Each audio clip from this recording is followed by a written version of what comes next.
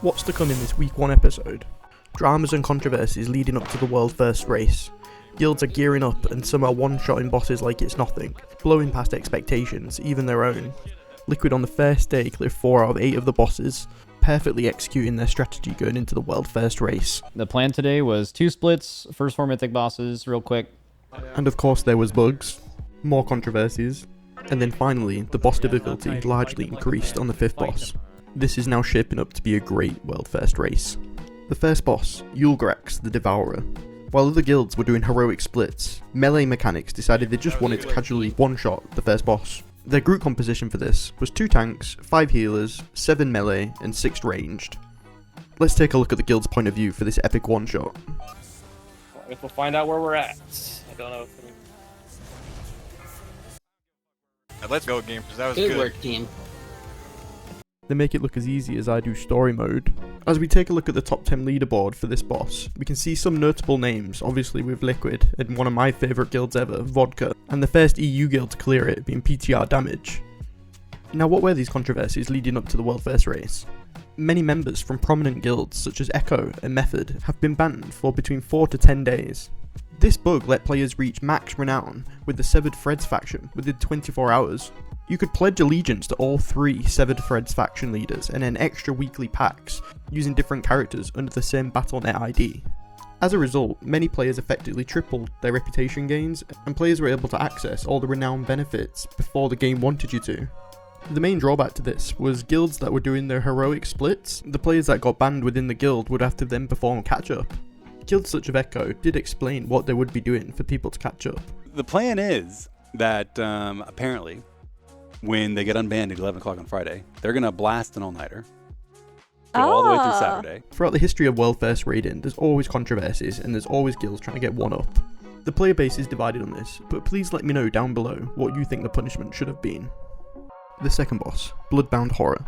Melee mechanics pulled off the greatest start to a world first race, one-shotting the second boss, using the same raid composition as the first boss, and one-shotting this boss with only 20 minutes between the 2 boss kills. Let's watch them do it. Drive rally. Okay, we focus boss now. Focus boss. Kill the last watcher just so we don't take extra damage. Just die to that. Just kill the last watcher. Let's go! Good shit at Depth Opponent. An epic back-to-back kill by melee mechanics. As we take a look at the leaderboard for this boss, we can see the same guilds that are similarly progressing, but also there is a lot of EU guilds coming up, most notably seeing Method and Echo. We move on to the third boss of the raid, Sikran. By the third boss, we were assuming that the difficulty would have ramped up a bit, but Liquid is proving this is not the case. Melee mechanics have been beaten by Liquid to this one, with a one-shot kill and only 2 deaths during the fight. Let's have a look how it went. We've got this. Yeah, this is literally over. The final rain of arrows coming in here. Decimate, just get them out and clear. Pop everything. This is it. Sub 2%. This boss is going to go down. This is going to be a world first. Sub 1%. This is it. It's a Coinbase world first pull. There it goes. First world first, hopefully of many. As Liquid move on to the 4th boss, Rashanan, let's see how the other guilds compared. Liquid has taken over the race, and melee mechanics have gone down to 18th on this boss. Still very impressive. We see quite a good mix now between the EU and US guilds. Let's just take a moment to appreciate one of the raid leaders. Scripe of Team Echo really knows his raiders, and this clip proves it. People talking and like during Bloodlust they won't be talking. I'm muting now. You see, there's nothing because they're all bursting. They're all focusing now. And now in 5, 4, 3, 2, 1, burst is over. They should be memeing right now. Because he doesn't want to play with us. It's crazy, man. I'm telling you. It's in their blood. They can't stop memeing unless it's during their burst. Let's move on to the 4th boss of the raid, Rashanan. Was Rashanan the first hard boss? No, not at all. Liquid absolutely steamrolled it, to even their surprise. Let's watch how it went down. Can we just like kill the boss maybe? He's leaving. He's leaving. Oh, okay, we have to make it. Yeah, I have roll run our way over. Don't kill him while he's away either. Spiral. Wait, it's Wait. 20-second I see enrage. Second pull. What? 26 stats? Wow. Let's fucking go. W. Liquid on the first day clear 4 out of 8 of the bosses. Let's take a look at the leaderboard and see how the other guilds have fared.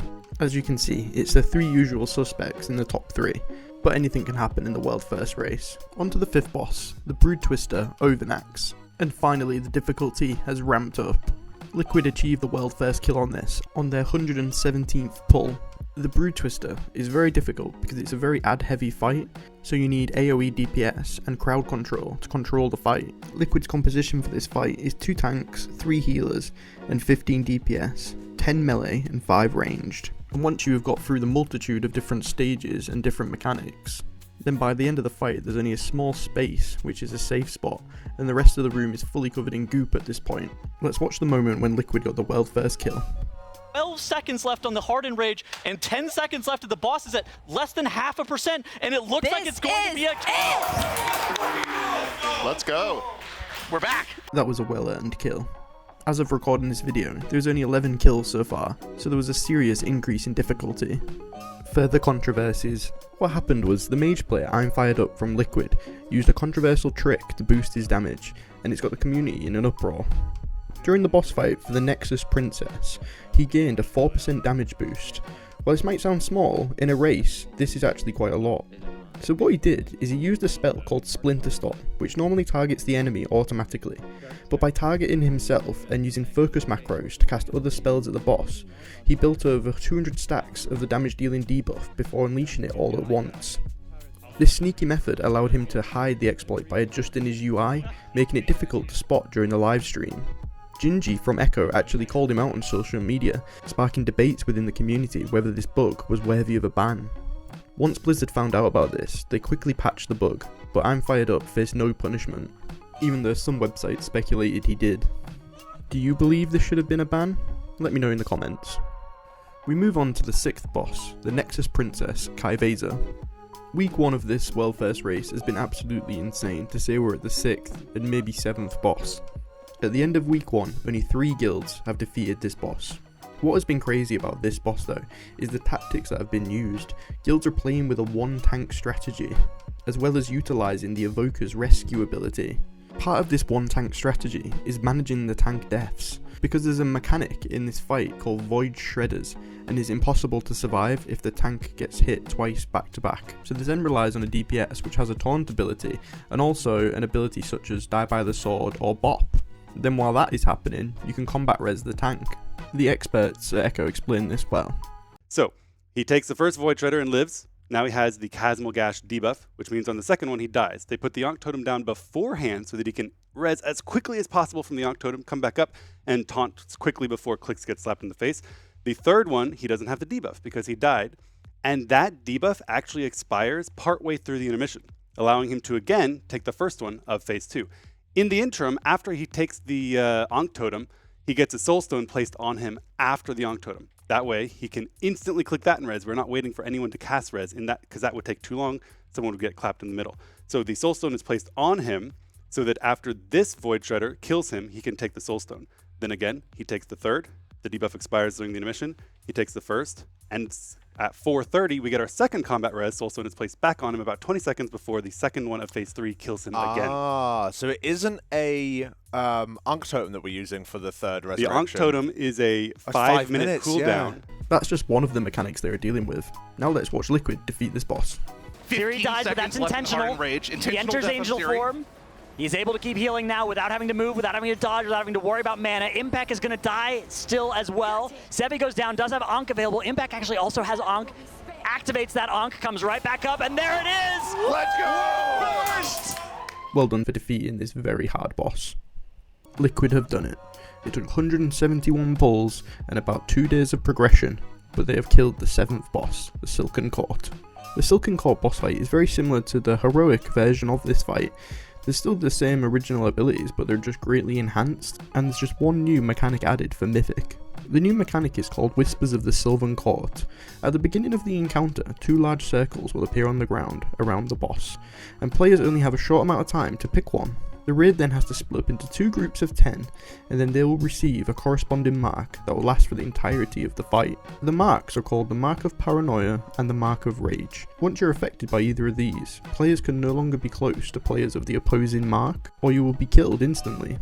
This, combined with all the enhanced heroic mechanics, makes this a very hard fight.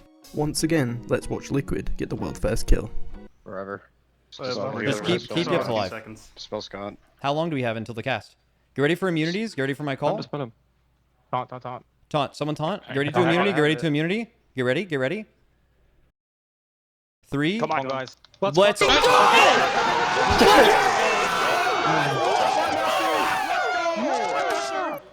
Insane by Liquid, led by Maximum. Their group composition was 2 tanks, 4 healers, 14 DPS, 8 melee, 6 ranged. This 7th boss, the Silken Core, was insane. Echo managed to defeat it around 6:30 British summertime. But Method, oh my god, this was an emotional roller coaster. I was trying to watch it but ended up falling asleep. I woke up to see they defeated it at 3:10 in the morning. Massive respect, and we have to watch that kill. 2 more still. I don't know if that bounced. 1 more? No, it's disorientated. It's We've done. done it. We've done We're it. good. This The is question is, do we have enough damage? We Let's pump find out. now. Let's go, chat. Let's go. Ramp it up. 5 seconds. 4, 3, Crystal GS gonna 5, 1. Here comes Enrage. 4%, Enrage. 3%. This has to be it. Come on. 2%. Keep Nate up. I pray. Now, come on. Come on. I pray. 1%. We sink this. We're Where new were best. you? We are sub 1%. Where were you? Let's go. Where were you? Let's go.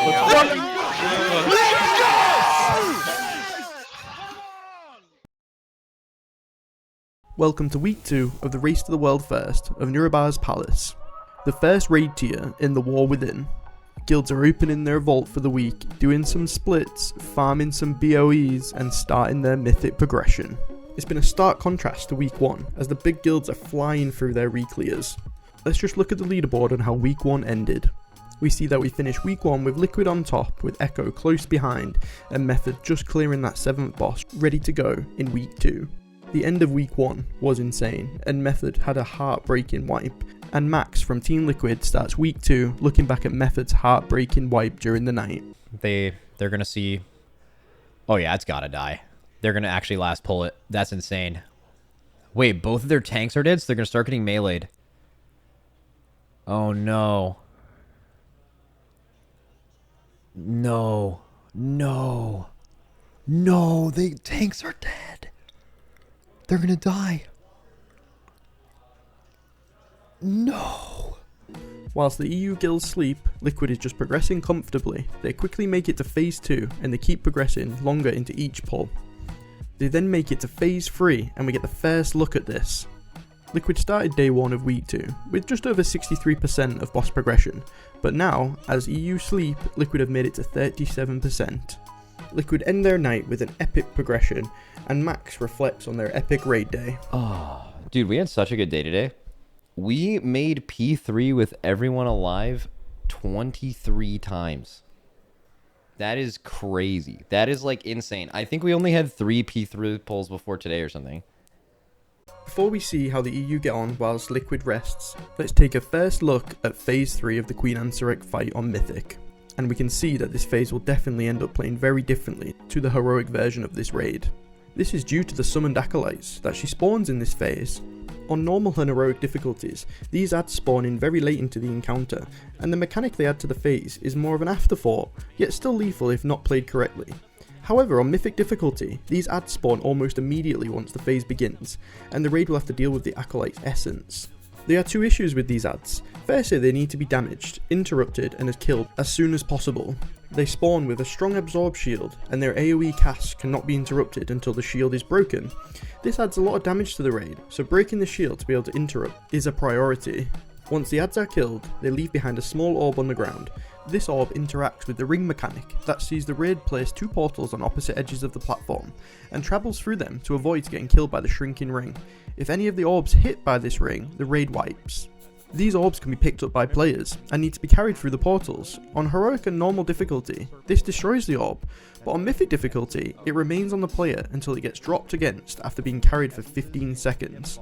With the adds spawning this early into the phase, managing the acolyte's essence throughout the rest of the encounter will be a huge increase in difficulty, as every player can only carry them once, and once a second set of adds spawn later in the phase, there will be 6 of these to be managed. As we will see during progression, phase 3 is going to be very difficult to navigate at mythic difficulty.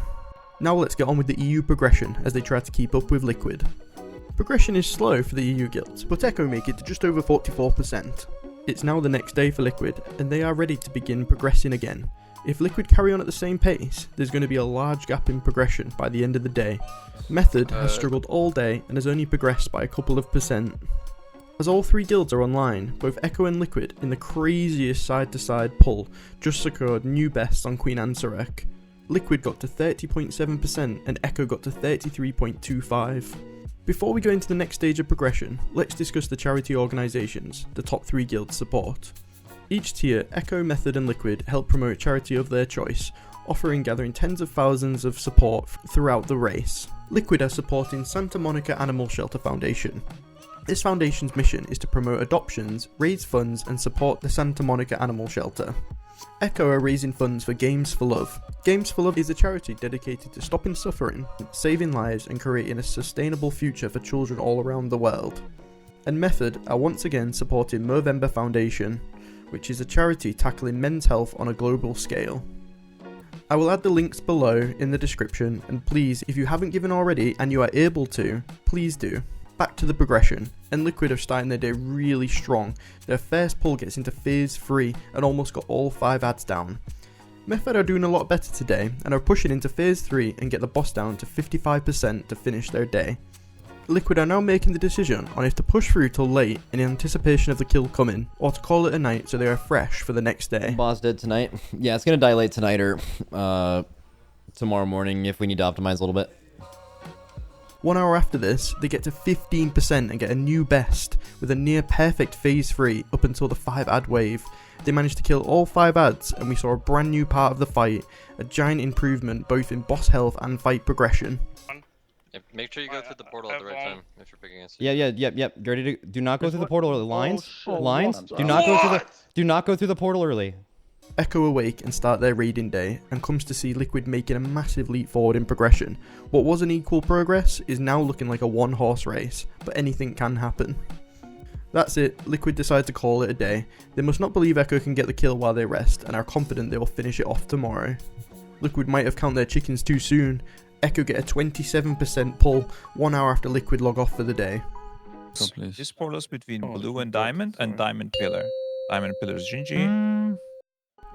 Method are now awake and start the day with their best pull at 46%, then a 40% and then a 39.55.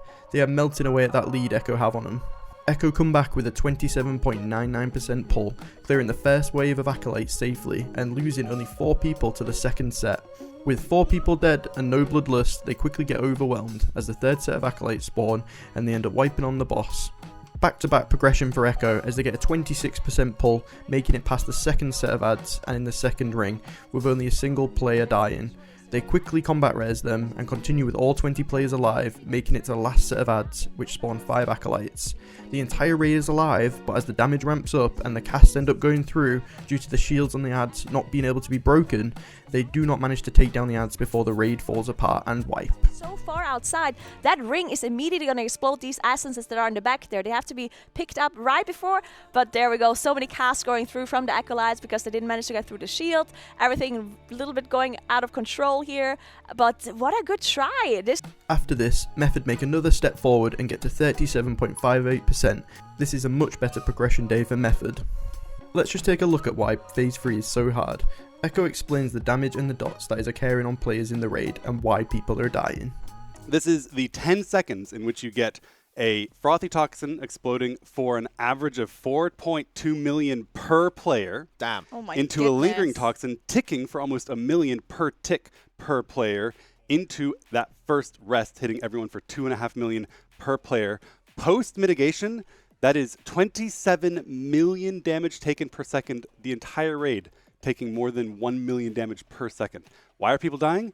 Because that's a lot of damage. Yeah, that is such a huge healing requirement. It's Saturday morning for Liquid and their raid day has started with a great pull of 25% to kick it off.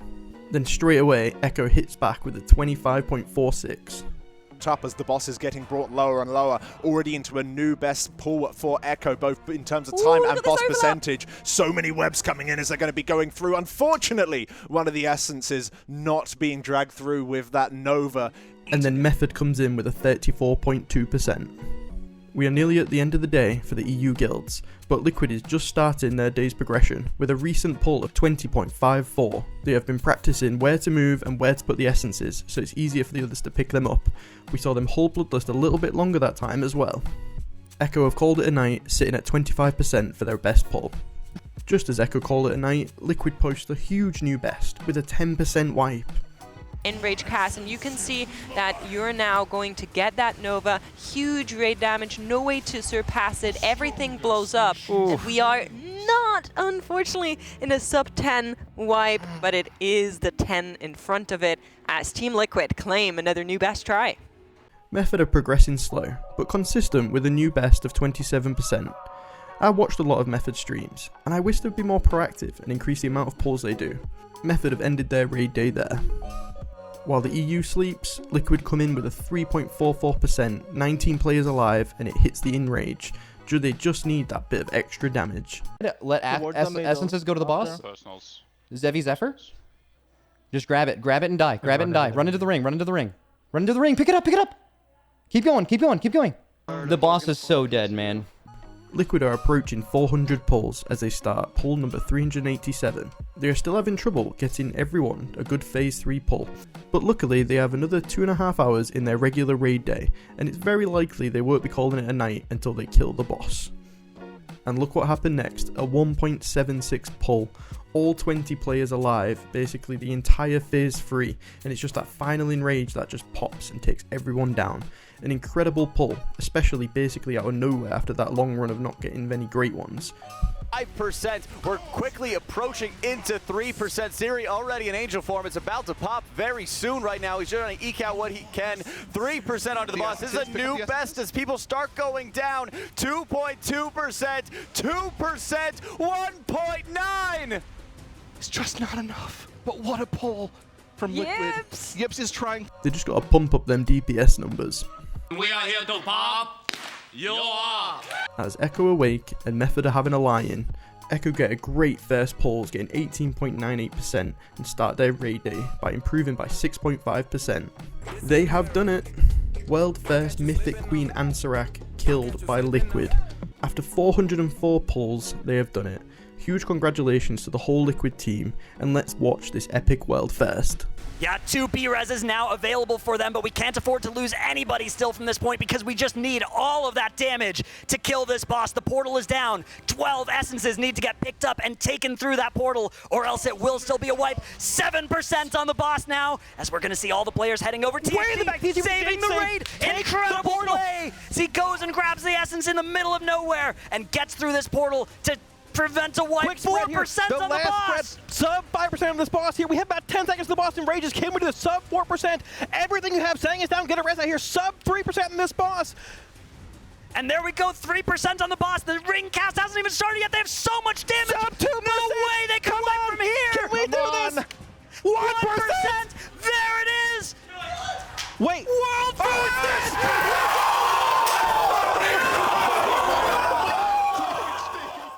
This is their raid composition: 2 tanks, 4 healers, 14 DPS, 8 melee, and 6 ranged. As Liquid relax and party hard, Echo and Method can aim to get the Europe first clear and feel the pressure might be slightly off. Echo went on to kill Queen Ansarak after 29 hours from Liquid's world first kill, achieving the world's second kill. Before the incoming ring will kill them off. This ring coming in now in just a little bit, but they have 4% on the boss, ticking down to 3% on the boss. They can do this. This could potentially be the kill and the end of the race to world second for Echo. Just a couple moments left with the boss at 1%, ticking down. Don't even see the enrage. They had the damage they needed, and it is over for them. They had a raid composition of 2 tanks, 4 healers, 14 DPS, 7 melee and 7 ranged. The main difference is they played with a protection pally instead of a guardian druid. And very, very close behind is Method with the world third kill. Well done to the team Method for this close EU race, but I can't help be frustrated with the pace of Method. I believe they could have increased the pace and the analyst can work whilst the pulls are happening. Maybe I'm wrong, let me know what you think. I will get it. I will get it. I will Ring get it. Cast, just keep slamming, don't move, just DPS. Just DPS. DPS, DPS, DPS, DPS. So good. Let's go! Their raid composition is 2 tanks, 4 healers, 14 DPS, 7 melee, 7 ranged, with the main difference being a blood DK to tank this time and a couple of other tweaks. That's a wrap for this world first race. Good luck to the Asian guilds fighting for the #1 spot in Asia, and good luck to everyone in chasing your goals. Thank you for watching, and I'll see you at the next world first race.